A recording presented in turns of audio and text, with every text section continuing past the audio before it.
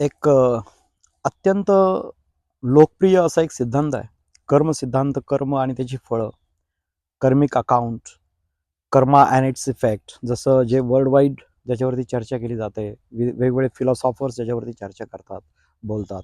भारतीय, पाश्चिमात्य सगळेच बोलतात त्याच्यावरती. आणि हा जो विषय आहे ना, हा विषय वेगवेगळ्या लिटरेचर्समध्ये from ancient period we can find the sources of this kind of philosophy. Karma and its effect म्हणजे कर्म आणि त्याची फळं. हा जो कर्म सिद्धांत आहे तो फार म्हणजे खूप जुन्या काळापासून आपल्याला सांगण्यात आलेला आहे. जशी कर्म कराल तशीच फळं तुम्हाला भेटेल. जे पेराल ते उगवेल. जैसी करणी वैसी भरणी अशा पुष्कळशा म्हणी याच्यामध्ये प्रचलित आहेत. तर याच्यावरती मी खूप विचार केला, अभ्यास केला, अध्ययन केलं. आणि अध्ययन करता करता मला एका ठिकाणी असं वाचायला मिळालं, म्हणजे मी भगवद्गीतेचं वाचन करत असताना भगवान श्रीकृष्णाने त्याच्यामध्ये असं मेन्शन केलेलं आढळलं की हे भक्त म्हणजे ते अर्जुनाला भक्त म्हणतायत, जो भक्त पूर्णपणे कृष्ण भावना भावित होऊन म्हणजे पूर्णपणे त्याच्या मनामध्ये कृष्णाविषयीची भक्ती असेल, प्रेम असेल आणि अशा भावनेतून तो जे काही कर्म करतो त्या कर्माचे परिणाम त्याला चिकटत नाहीत. आणि त्यात पुढे जाऊन असंही म्हटलं आहे की बऱ्याच वेळा त्या भक्ताने पृथ्वीचा निपात जरी केला, म्हणजे large scale genocide we can say, so ते जरी केलेलं असलं तरी त्याला तसूवरही पाप लागणार नाही असं म्हटलं. मग मी ह्याच्यावरती विचार केला की यार, एकीकडे आपल्याला भगवान श्रीकृष्ण सांगतात आपण कृष्ण भावना भावित असू तर आपल्याला कुठल्याही प्रकारचे कर्मबंधन लागत नाहीत. अँड दुसरीकडे काही लिटरेचर्समध्ये आपल्याला असं आढळतं की कर्माचा सिद्धांत एवढा कडक आहे, स्ट्रिक्ट आहे की आंख के बदले आंख, जान के बदले जान, अशा टाईपची सेंटेन्सेस आपल्याला वाचायला मिळतात, महापुरुषांच्या तोंडून आपल्याला ऐकायला मिळतं. मग नेमकं कुठलं खरं आहे?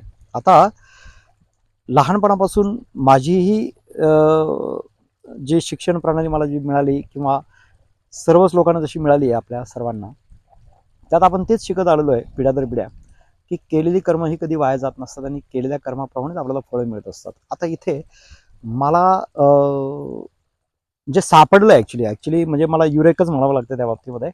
खूप सारं वाचन आणि ध्यान आणि फिलॉसॉफर्स यांचे विचार ह्या सगळ्यांचा संगम ज्यावेळी मी केला आणि त्याच्यातून मला एक मंथन करून जे विचार मिळाले त्यात अत्यंत सटीक आणि परफेक्ट आहे. आता ते मला तुमच्याशी शेअर करायची इच्छा आहे. बघा,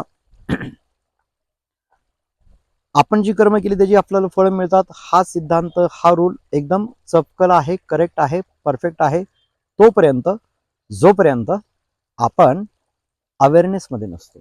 इन द सेन्स की आपण एका फ्लोमध्ये असतो, कर्म करायची आणि त्याची फळं आपल्या समोर येतात आणि आपण एका फ्लोमध्ये असतो की आपण मायावी जगतात आहोत. एक प्रकारे ॲक्च्युली आपण जागृत अवस्थेत नाहीच आहोत, आपण मायावी जगतात. म्हणजे कसं, जगत आहे हेच खरंच, पण त्याला मायावी यासाठी म्हणतोय मी की मायेचा पडदा आपल्या डोळ्यावरती आहे.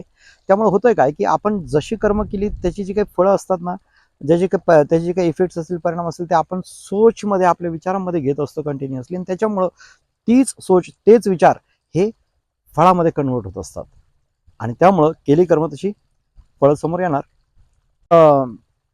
मला सांगायचं असं आहे याच्यामध्ये, पण त्याच क्षणी जर तुमच्याकडे अवेअरनेस असेल, तुमच्याकडे सावधगिरी असेल, ज्याला बघा वेगवेगळे फिलॉसॉफर्स किंवा ओशो सुद्धा म्हणतात की जो करना हो सूझबूझ के साथ करो, या फिर जिसे बोलता है की होश में करो, होशपूर्वक. तर तीच होश इथे अपेक्षित आहे, त्याला मी अवेअरनेस असं म्हणत असतो. जर तुम्ही अवेअरनेसमध्ये असाल, कम्प्लीट अवेअरनेसमध्ये, ज्याला भक्ती मार्गाच्या पंथात किंवा भगवद्गीते म्हटलं आहे की कृष्ण भावना भावित होऊन करणे वगैरे, तर होशपूर्वक जर तुम्ही असाल, not compulsory if you are theist, then only you can believe in that Krishna भावना भावित. But what about the atheist? एखादा व्यक्ती जर नास्तिक असेल, त्याने काय करायचं? त्याला जर भक्तीचा स्पर्शच नाही झालेला वगैरे किंवा त्याला नको येते देवाचं वगैरे, तर अवेअरनेस.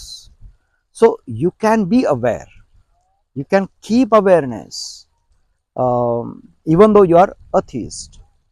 नास्तिक असाल तरी तुम्ही अवेअरनेस पाळू शकता. तो कसा आणि काय हे मी पुढील भागात सांगणारच आहे.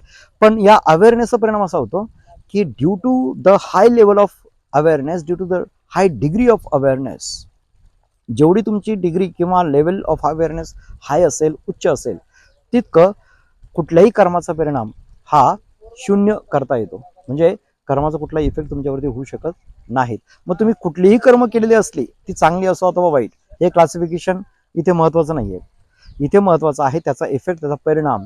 तो परिणाम सुद्धा आपल्याला बाधत नाही, हे सगळ्यात इम्पॉर्टंट मला इथे सांगायचं आहे.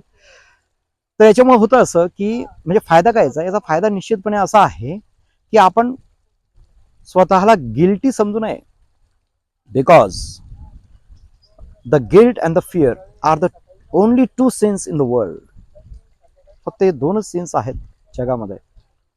आणि फिअर आणि गिल्ट म्हणजे अपराधीपणाची भावना जोपर्यंत आपल्या मनामध्ये असते तोपर्यंत आपल्या हातून कधी चांगलं काही घडत नाही.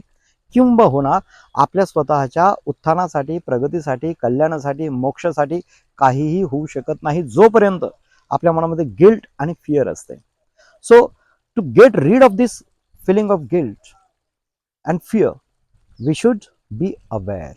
मग अवेअरनेस आपल्यात जेवढा जास्त असेल तेवढा आपल्या कर्मांचा इफेक्ट आपल्याला जाणवत नाही. अगदी मनमुराद आणि मस्तपैकी जीवन जगायचं आहे आपल्याला.